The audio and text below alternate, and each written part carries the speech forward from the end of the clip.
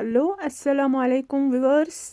ये छस करान तुम ऐसो सारी ठीक पट तो असल पट। आज कर बह तय सतन शेयर अल हच तो माजिच रेसिपी। पर अन मे अल हच यह थो मे चीरित करित असल पटन दान वल सोरे तो तुम वुचो छज मे यम असल पटन छज मे गोड़ यम तरने आब त वुशने आब त छजम असल पटन। यपर लोग मे गैसस पेटन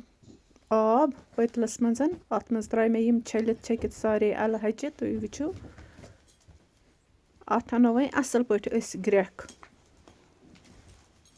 ग्रेक अनित वालो यह बोन तो त्रो बे त्रो तो छलो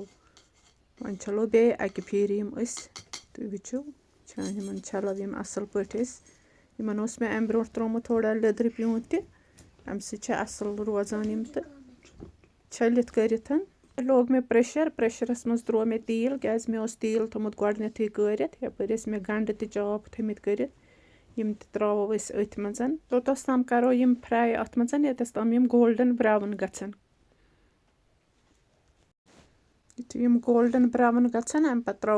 माज अत तस मे ग्रेक थमुज गोडनेथै अनित अथ पे त्रो यम सिवित अल हच त पत त्रो अत रुहन तो बे अदरक मे थमुत टित यह त्रो अत सोरे मज बे त्रोस नून चमच अपने पन्ने हिसाब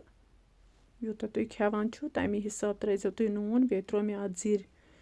जुर ती वन दिमो अत खूब तलिन असल पट तलिन लगित यीतिस कलस अत यह आब तमे सोरे बे नेरस तेल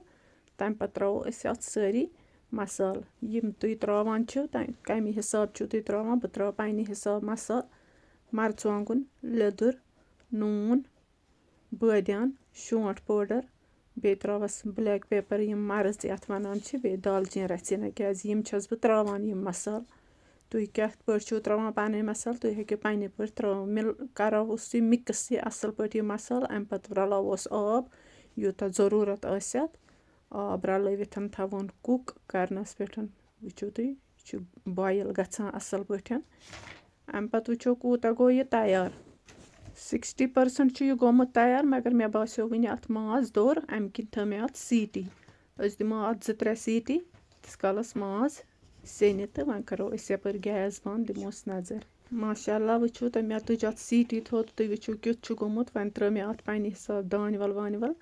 वन वुचो अत टेस्ट करो सर्व तो वुचो टेस्ट क्युत गोमुत अगर तुम वीडियो पसंद आमत लाइक शेयर कमेंट कर